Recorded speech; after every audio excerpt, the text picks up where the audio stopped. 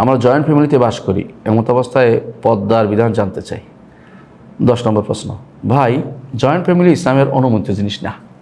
Joint family ইসলামের অনুমোদিত জিনিসটা, জয়েন্ট ফ্যামিলি যদি কোনো ইসলামিক নিয়ম হচ্ছে কেউ যদি কোনো বিয়ে করে তার ঘর করবে আলাদা এবং সেখানে তার পরিবারকে রাখবে। কারণ জয়েন্ট ফ্যামিলিতে সন্তান তার স্ত্রীকে রাখবে বা সবার সাথে দেখা করবে, একসাথে খাবে, হিন্দুয়ানি কায়দা।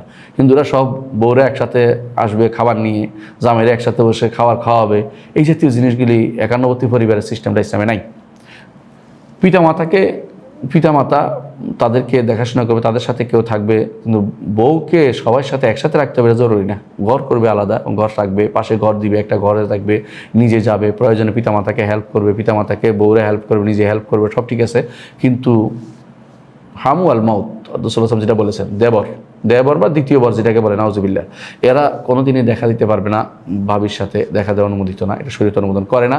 সুতরাং একান্নবর্তী পরিবার কোনো ইয়া নাই, কোনো বিশেষ কোনো বৈশিষ্ট্য শরীয়তে নাই, বরং এটা হিন্দুদের একটা সিলসিলা চলে আসছে আমাদের দেশে। একান্নবর্তী পরিবারে কোনো কিছু নাই। আসলে এই দুনিয়া মানুষ আসে আলাদা, যায় আলাদা, মাঝখানে এই যে মায়া মহব্বত তৈরি করে কুফুরি সিস্টেম তৈরি করার কোনো দরকার নেই। আল্লাহ তাআলা কোরআনে কারীম বলেছেন, ওয়ালাকাদ জিতুমুনা ফুরাদা কামা খালাকনাকুম আউওয়ালা মাররা, প্রথমবার যেভাবে তোমাদেরকে একা একা সৃষ্টি করেছে দুনিয়াতে আসবেও একা। সুতরাং মাঝখানে জীবনে তোমার শরীয়তের বিরুদ্ধ হয়ে কোনো একান্নবর্তী পরিবারের অবস্থান করা যাবে না। আশা করি বিষয়টি বুঝতে পারছেন।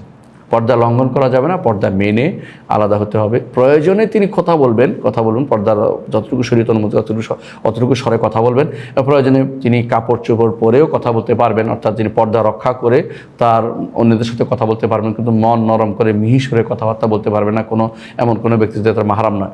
তার যেহেতু শ্বশুর শাশুড়ি তাদের অনুমোদিত তার কথা বলা, সেখানে আপনি পর্দার বাধ্যবাধকতা, কিন্তু অবশ্যই দেওরের সাথে অথবা ভাসুরের সাথে, দেওরা ভাউরাদের সাথে আপনাদেরকে অবশ্যই পর্দা রক্ষা করে চলতে হবে, নইলে অবশ্যই ভিন্ন বাড়ি ঘর ব্যবস্থাপনা করতে হবে। এটা আশা করি বুঝে আসছে। জি।